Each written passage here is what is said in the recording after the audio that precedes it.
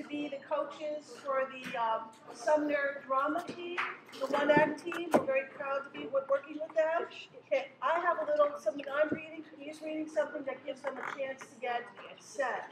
Okay, so welcome to Sumner Drama Club's production of Unaccepted by our own Joshua Bamford.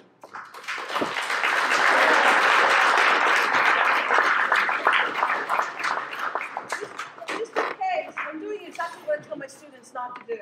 Mr. Case will talk a little about Josh, so I don't want to steal his thunder. But we're really excited that you're here. I know that the cast has been trying to perform this for like 3 weeks now. So one thing we're going to ask you, please turn off or turn down your cell phones. Okay, put them on vibrate or something like that. It's really disrupting to the actors if your phone goes off. Okay? And please remain quietly in your seats unless you suddenly decompose or something. Okay. So other than that, I also need to tell you that this subject matter, probably most of you know what it's about, but it's provocative. Okay. Unfortunately, it is a provocative subject. So I need you to consider that there is some language that may be offensive to you. Okay. And I need again to state that if you are sensitive to that, if that offends you, this might not be the place for you to be, okay? So I'm giving you the opportunity. Please don't be embarrassed if that is something that you might be offended by. Okay, and other than that, I hope you enjoyed the show, and Mr. Case is going to speak now.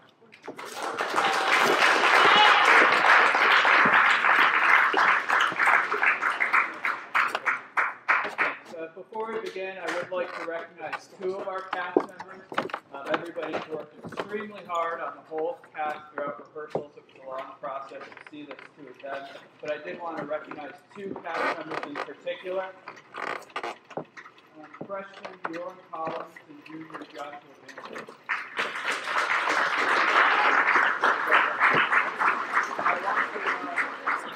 I want to congratulate Bjorn Collins for receiving a judge's commendation and entry into the esteemed All Festival cast for his role as Fletcher in the play. It was really a big honor. So congratulations.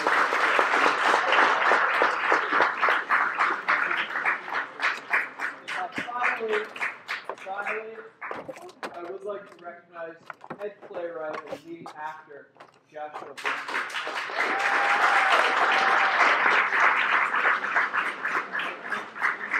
Alluded to before, this was one of the only student-written scripts and productions in the whole one-act competition. It was really something to be proud of. He's got a lot to be proud of. And before we begin, I want to very briefly just say a couple of words about Josh. And hopefully you're listening back there, Joshua. I can give you a copy. Without asking for much adulation or attention, Joshua simply writes and performs inspiring work. Such is the show you are about to see. While this play represents the life of one teen, it is also the tale of many others struggling with the idea of coming out and the subsequent pressures and consequences that follow. As such, this play doesn't just belong to one decade, to one person. It is timeless, but that's the tragedy of it. Would you please join me in recognizing Joshua for his many contributions to our play, Unaccepted.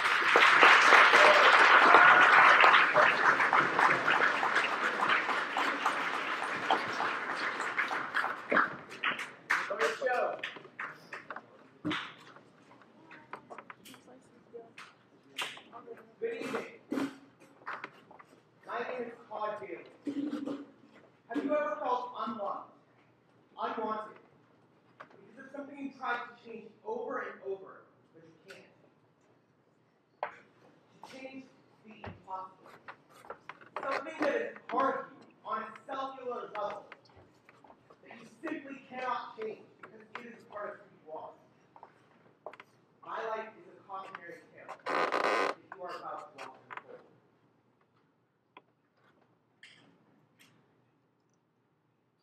Hey, Fletcher. Oh, hey, Doug. What's up? Yesterday was great, by the way. Yeah, about that. I just wanted to ask you a question.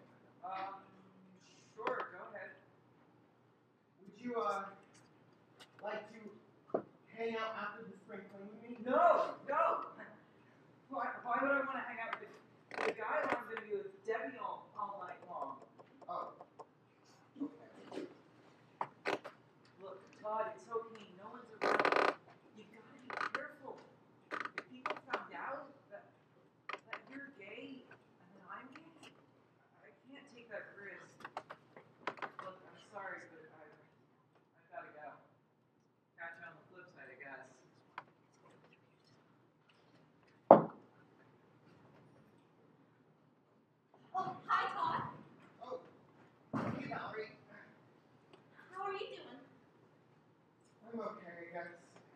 And you? Oh, doing fantastic.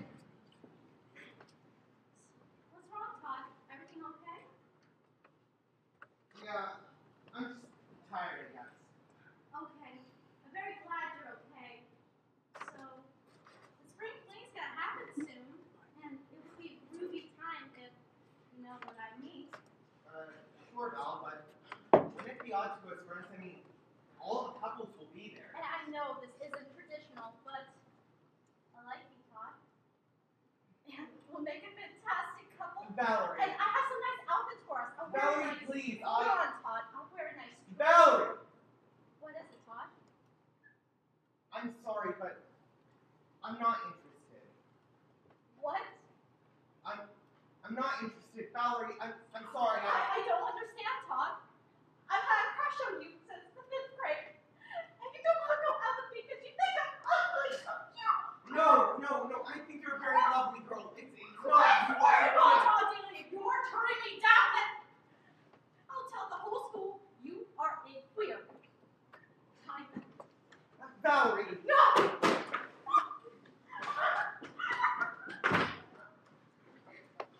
Only she understood. Oh God, what if she's serious?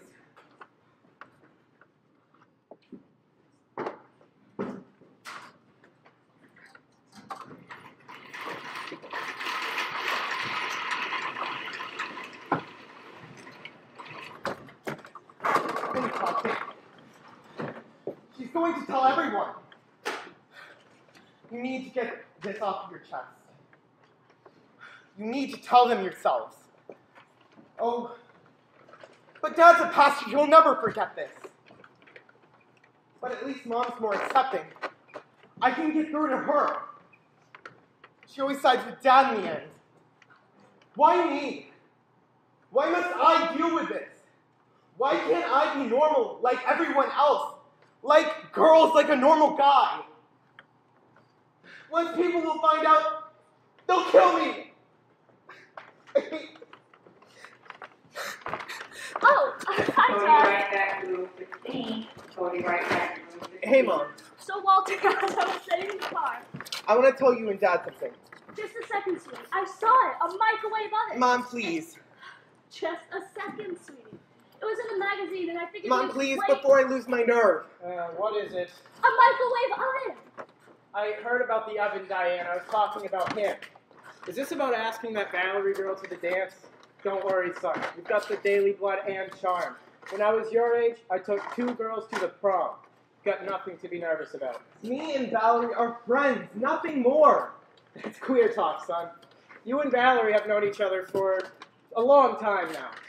Like I said, there is no... It's not that, Dad. Well, then what is it? Todd? Todd? I'm gay. What did you just say? I hope I heard you wrong. I said, what in Sam Hill did you just say, boy? I'm gay, Dad. I like men. Dad, I'm sorry. You damn well should be. Now, Walter. I didn't raise no queer. Dad, please don't. You are not a queer.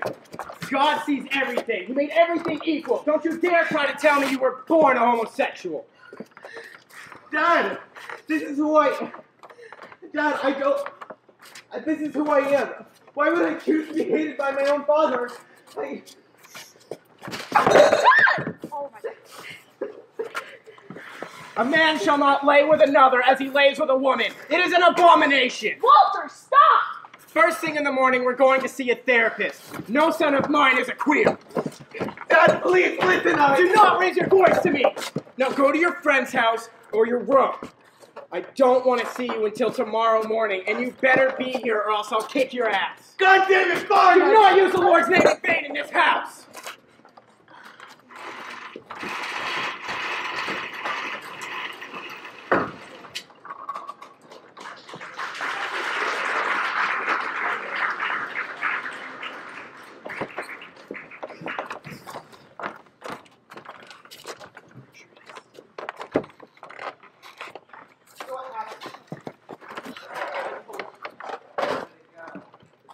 How do you think?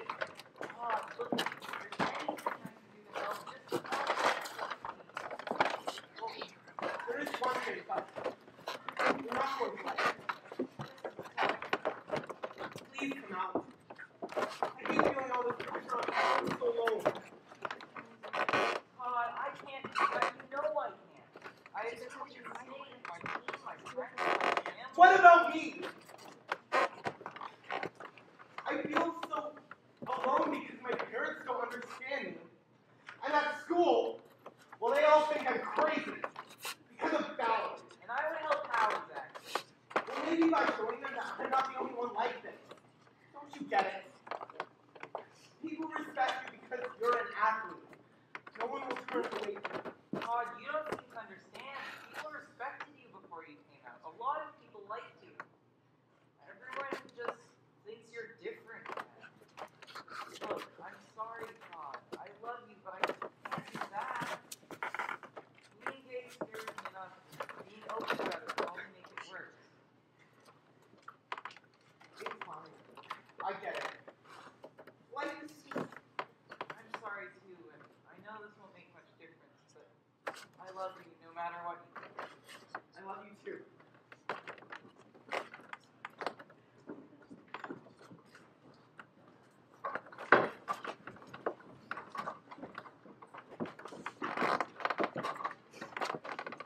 A year went by. My father started beating me after he noticed that the talks with the therapist were not working.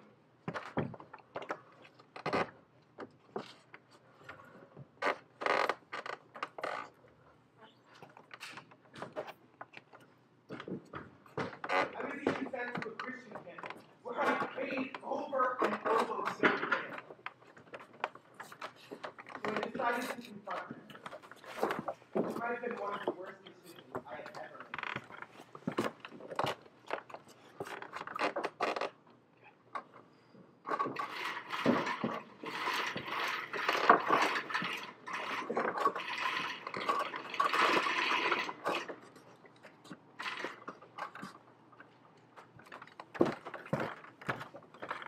Hey, Mom. Is Dad here? No, he won't be for a couple minutes. Oh, okay. Sweetie, can I talk to you? Sure, Mom.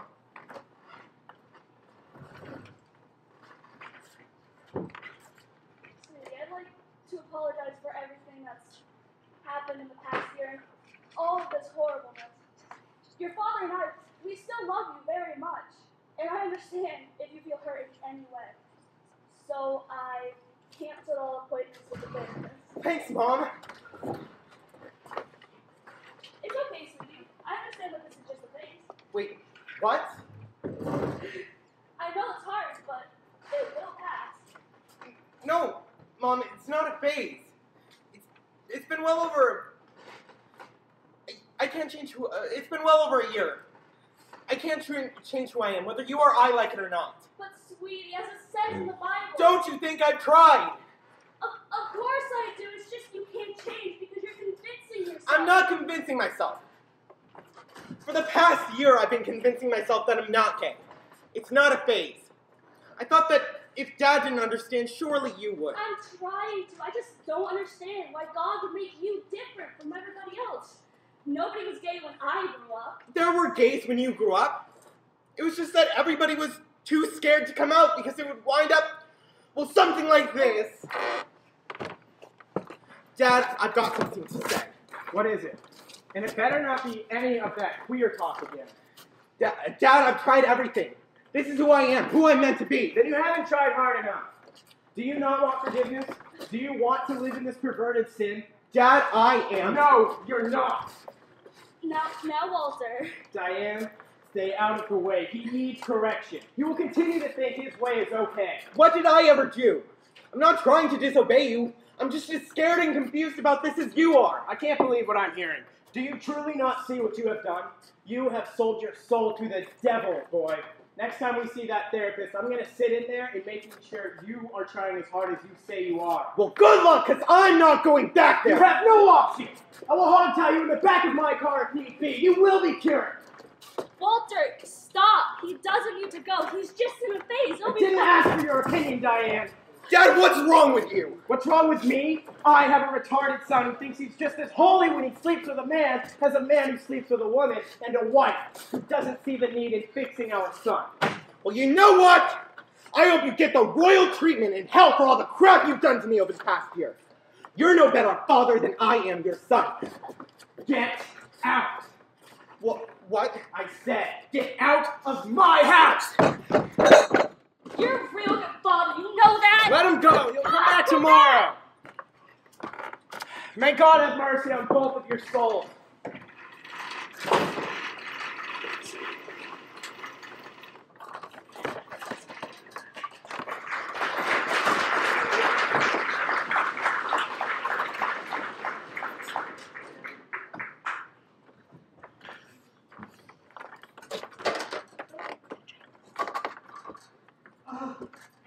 My head. They still haven't come back to work for me. Well, they don't have any good clothes. Or aspirin. So I guess I'll go back and look for them. I hope when I get there, it won't turn into absolute hell.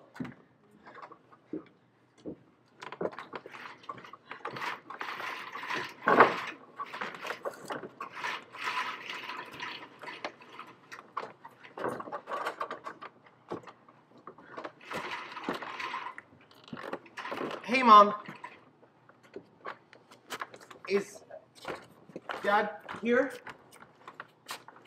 Mom, please don't ignore me. Breakfast smells good. It's blueberry pancakes. Todd's favorite. I made them hoping he'll come home. Hello? Are you guys gonna be blind to death? You will apologize, right? I have nothing to apologize for. When he comes back and says he was cured by God's forgiveness, then I shall see if I should. We love that boy very much, and we need to show him he is choosing a bad lifestyle. Very well then. Well, I'm not going to agree. I don't care if you guys treat me like I'm some type of ghost. I'm never going to agree with your one-sided opinion. You're the wrong one. And even if he does come back and say he's still gay, I've found a priest who says he can pray the gay away. As simple as that. And I've also found a doctor who says he can do a series of tests on him to see why he is thinking the things that he thinks about. He says he's almost figured out why they claim to be in love with the same sex. So interesting. Why can't you see that I am? Loving guys instead of girls is not just a mess in my head. I love who I love, and nothing's going to change that. Please listen. Come in. Oh, Miss Herman, you look lovely today. I'm afraid I'm out of the dear, as I've told you before. Would you like a cup of tea? I couldn't help overhear your argument last night. Actually, the whole neighborhood was talking about it.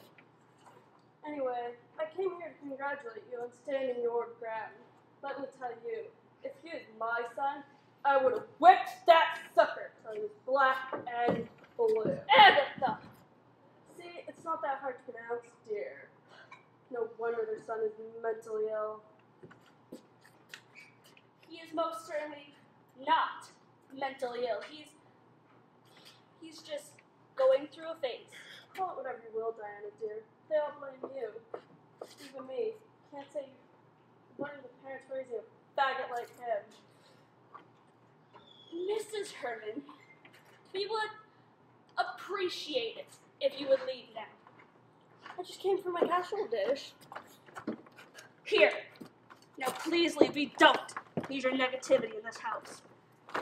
Did you do this? Bring this old hag here to make me feel horrible about myself? You don't have the right. Who could be as rude as that woman? Gee, Dad. I wonder who.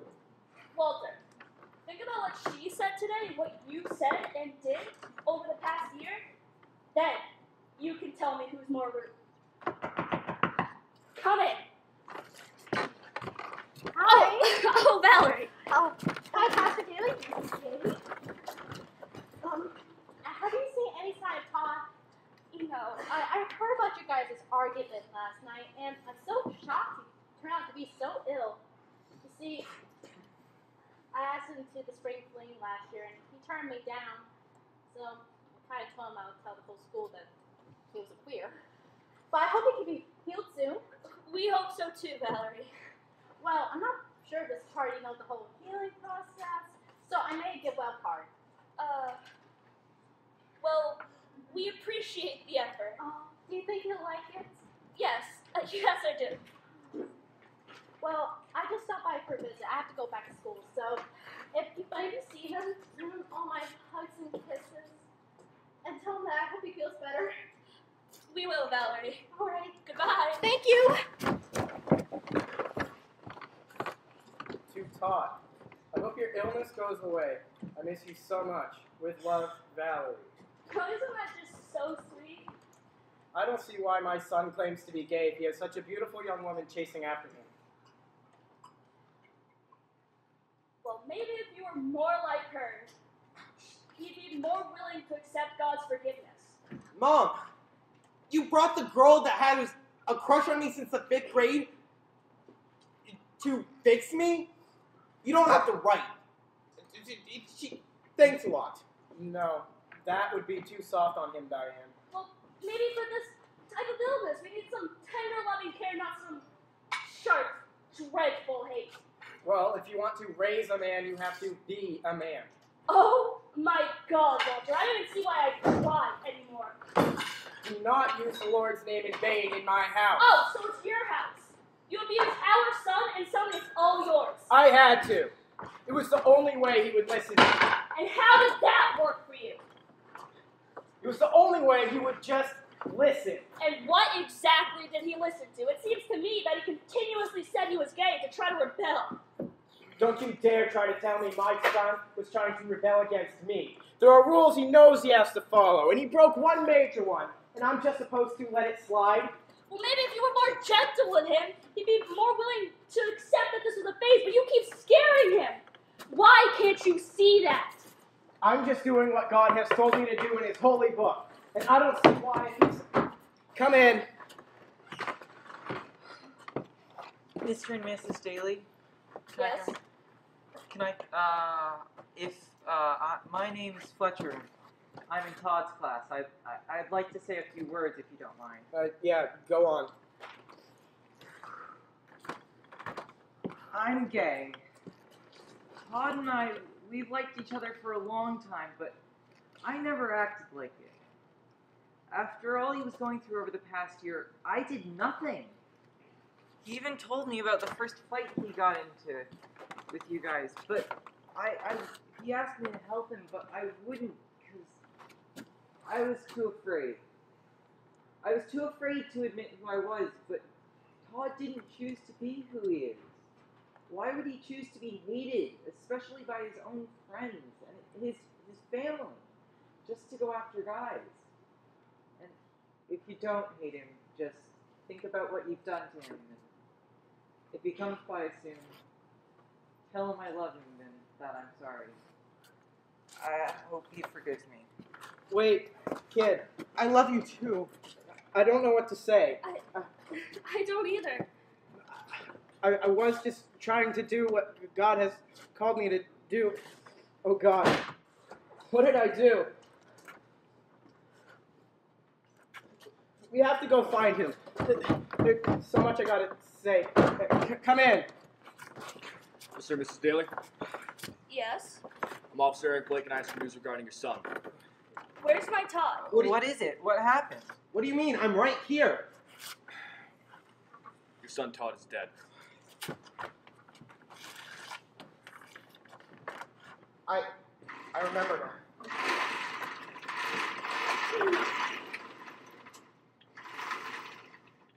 The night I fought with my parents, I made a decision. If they were to still disapprove of me, I run away. I ran so fast, but then I heard somebody call my name. Stop! Faggot! Hurting me. They started calling me a faggot. When this one kid took a brick out. He was too fast. Too fast. There was no time to stop it. I remember wanting to say one last goodbye before the brick crushed my skull. The quick crunch of bone against seeing the crimson blood and the people running away. It was over before I knew.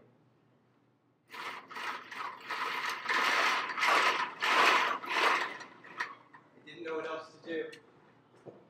Todd said the pastors, George said the pastors, they're all undead. I said I didn't want to hurt anyone. But then, he gave me a brick. And then I hit him. Over. And over. Oh, God, why?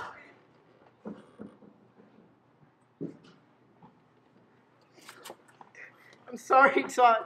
I was no better than them. Oh my God, no. I still need to tell him I'm sorry. He can't be dead. I'm terribly sorry. My baby boy, he's not dead. Tell him, Walt. Diane, this is the reality. This was a test and we failed.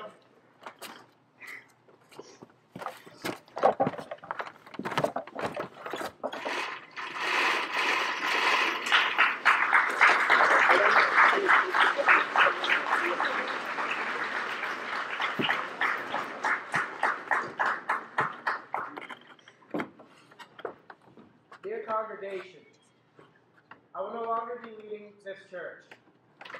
Why, you might ask? Because I have found changes in my life.